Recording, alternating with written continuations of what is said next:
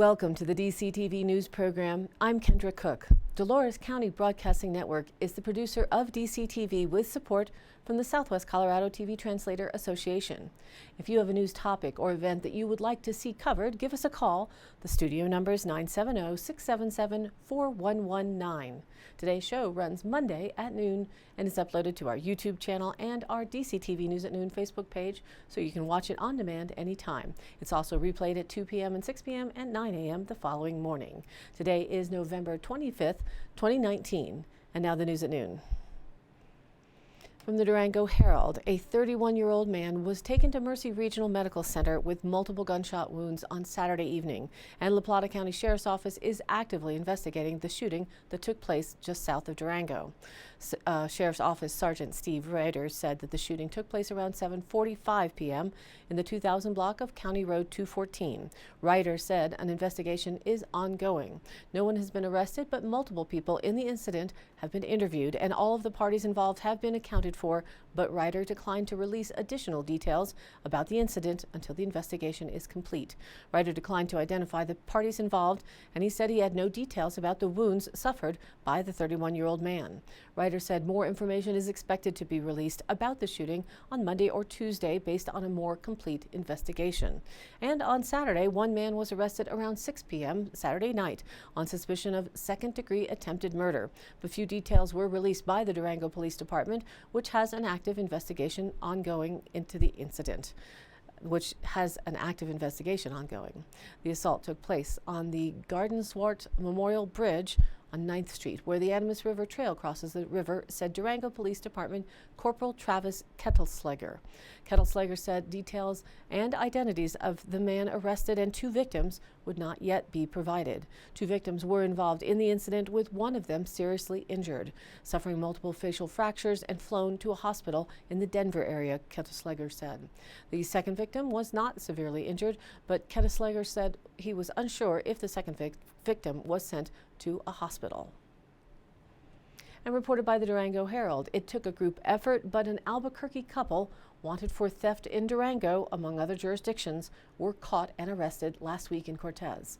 According to the Durango Police Department, Brandon Herrera, age 35, and Jennifer Melendrez, age 30, were wanted for several weeks after authorities suspected the couple of breaking into multiple vehicles and then stealing and using credit cards.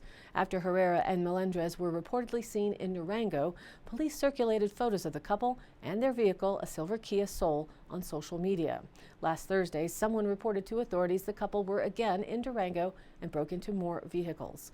Around 4:30 p.m. on Friday, a Colorado State Patrol trooper spotted the Kia outside of Cortez and attempted to stop it. The vehicle fled, according to the police, and evaded the trooper. A little later, citizens spotted the vehicle in Cortez and reported it to authorities. The Cortez Police Department, the Montezuma County Sheriff's Office, and Colorado State Patrol located the vehicle and began a chase. Spike strips were used to stop the vehicle, and the couple were taken into custody without incident. Quote, "It was an outstanding example of teamwork between agencies that could not have been accomplished without the help of awesome citizens in the area," Durango Police posted to social media. Calls to the Durango Police Department were not immediately returned on Monday morning. Police said that the Kia was stolen out of Santa Fe, and inside police found multiple stolen credit cards, thousands of dollars of fraudulently purchased gift cards, several stolen license plates, drugs, and a stolen handgun. Herrera and Melendrez face multiple felony charges extending to several jurisdictions. Police believe there are other unreported victims, and residents are asked that if their vehicle was broken into recently, to report it to authorities. Quote, "We want to thank everyone who helped with this case," Durango Police posted. "All of our communities are safer today because of great work by both citizens and law enforcement." And in the Journal, a section called Troopers Tips by Colorado State Trooper Gary Cutler. It's that time of year again, so we need to address snowstorms and driving in them. This year, there has been some confusion with the new traction laws that travelers will face. Most of the focus for the traction law has been about Interstate 70 in the mountains, but this can pertain to any of Colorado's roadways that the state is responsible to maintain. So let's start from the beginning, he says. Commercial vehicles are required to have chains on their vehicles from September 1st through May 31st on I-70 between milepost 133.0 and milepost 259 Morrison. but this part does not pertain to passenger vehicles. And now let's take a look at passenger vehicles. As a driver of a passenger vehicle, you will need to be aware when traction law is being implemented. The state will usually put this information on variable message signs along the roadways or on the CDOT webpage.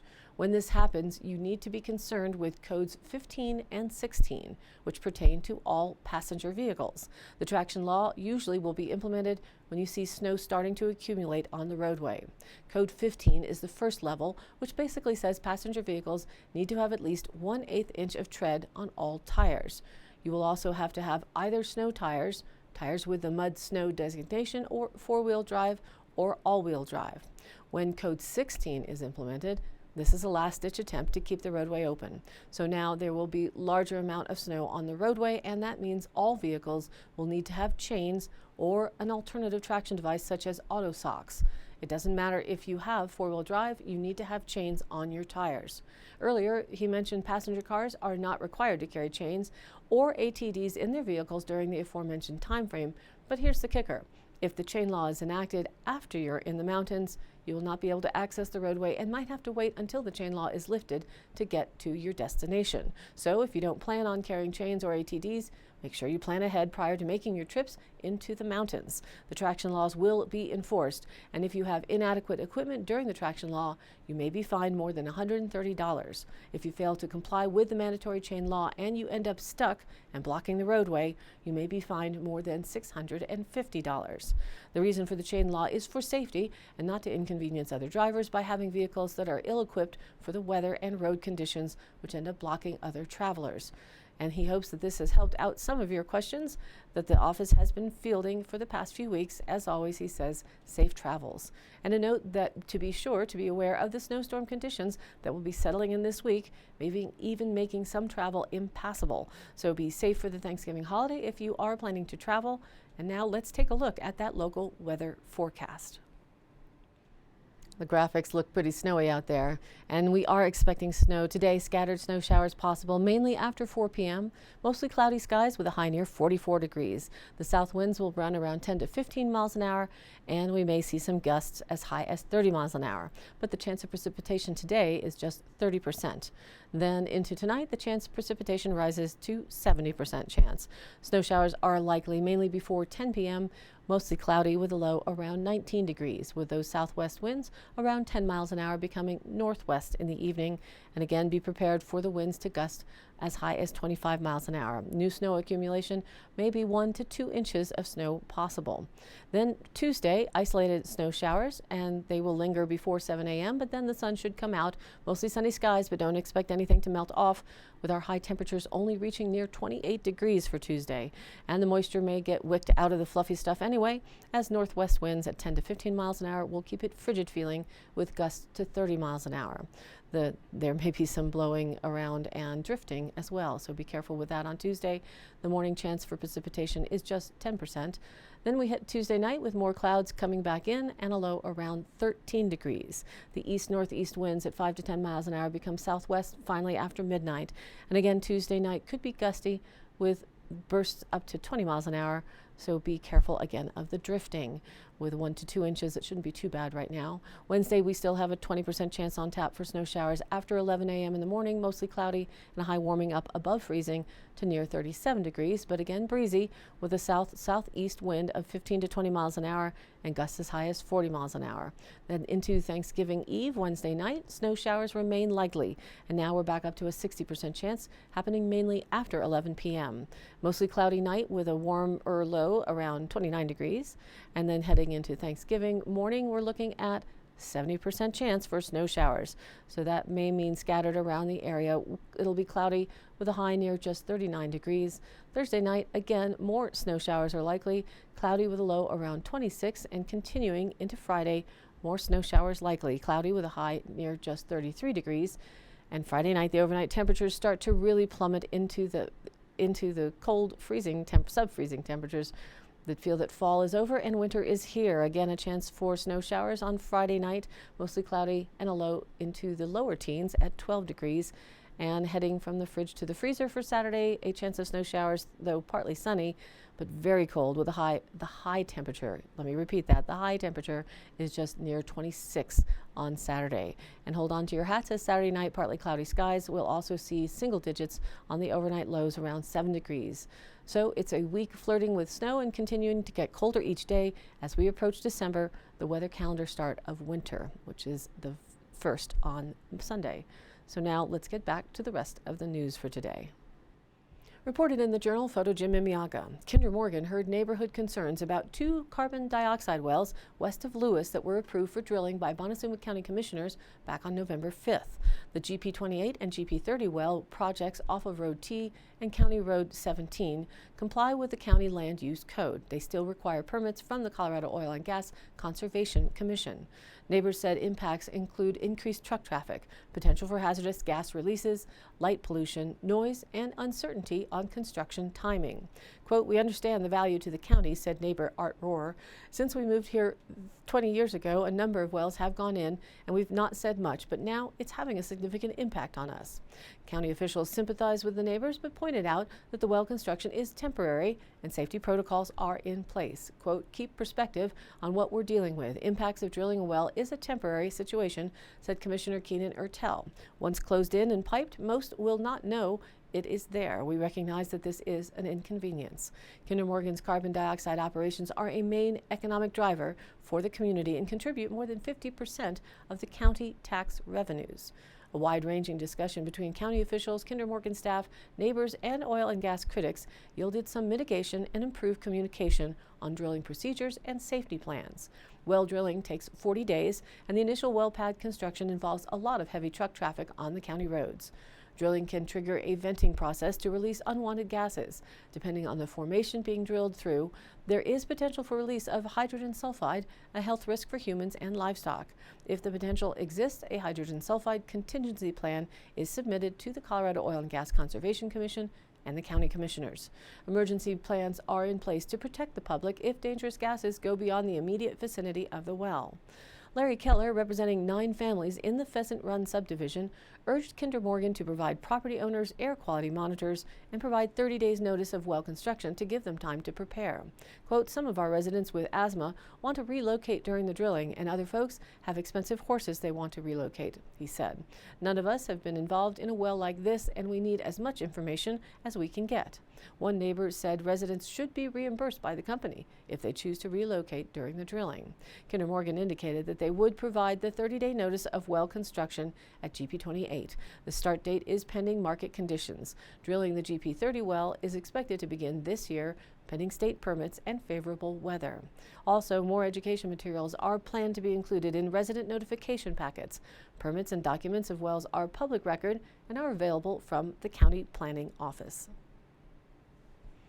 From the Journal with a photo, Erica Alvaro. A wide range of stakeholders gathered at the Montezuma Cortez High School library late Friday afternoon to talk about mental health needs. The event was hosted by the Keystone Policy Center's American Indian/Alaska Native program, alongside a regional visit from the state Lieutenant Governor Diane Primavera. Along with the state team, attendees represented several local organizations that deal with mental health in some capacity, including the Montezuma Cortez School District RE1, Pueblo Community College, Access Health System, Southwest Memorial Hospital, the Pinion Project, the Behavioral Health Department in Toyac, and the Montezuma County Commissioners.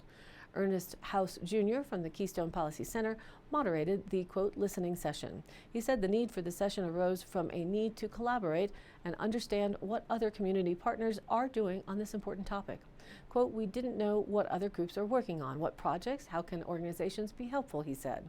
The topics discussed included the need for more counselors and behavioral health providers in Southwest Colorado, the idea of school as a place of safety for many students, peer-to-peer supports, funding shortfalls, seeing diversity as a strength rather than being divisive, and reinforcing the value of having family dinners. That sounds delicious. Underlying it all was an expressed need to see mental health holistically, with different community partners addressing different components. One of my big takeaways, in addition to all of the struggles that the community down here faces, is the passion of the people and the service providers and the teachers and the nurses and the family resource people and the homeless shelter people and the community, and the passion they have surrounding this issue, Primavera said. We hope to take that energy and hopefully make some strides for behavioral health. not only down here, but throughout the state, she said. And today's High Canyon Country happenings. On November 28th, Dolores Thanksgiving Day Turkey Trot is scheduled for 9 a.m. It's a 5K and 1 mile fun run to benefit the Dolores School Backpack Program.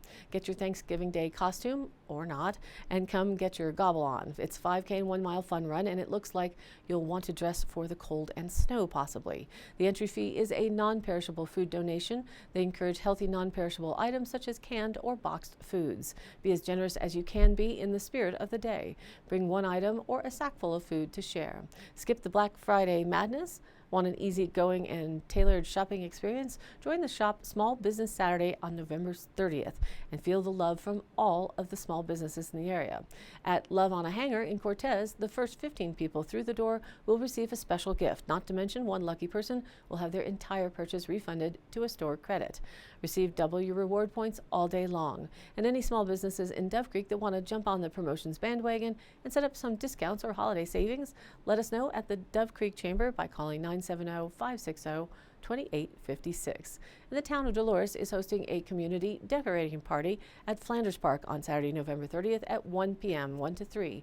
They say, quote, "It's time to bring our town together to decorate for the holidays. This will be the first time most of Flanders Park will be lit up and beautiful, and you can be a part of creating this place of Christmas cheer. Bring your family, friends, and neighbors down to Town Hall. That's Saturday, November 30th from 1 to 3 p.m. for a community volunteer day to help string lights, put ornaments up in the park trees, set up photo areas, and more. They'll have cookies and refreshments and Christmas music, and all kids are welcome." It sounds like a fun time. Hey, Dove Creek, want to share some fun in Triangle Park after the Christmas market, December 14th? Call the Chamber. There's some people that are trying to organize some things, maybe even caroling. You can call the Chamber at 970-560-2856.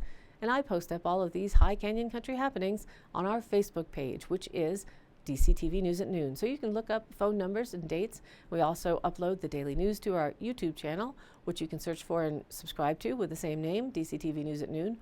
And the broadcast is also posted to the general Facebook page, where we add links to stories of interest and other events to share, or news, and where you can be a part of the conversation as well. This is your local community TV station. So if you have something you would like to share, you can contact us by email at dcbnnews@gmail.com or call 970-677-4119. And thank you for tuning in. News at Noon now airs at noon Monday through Friday, and then is available on demand online on our YouTube channel and posted on our DCTV News at Noon Facebook page. And we ask, if you do like us there, please check the like box and share it with your friends and family. And this has been a production of DCTV for the News at Noon program out of Dove Creek, Colorado, USA. I'm Kendra Cook. Thank you for watching.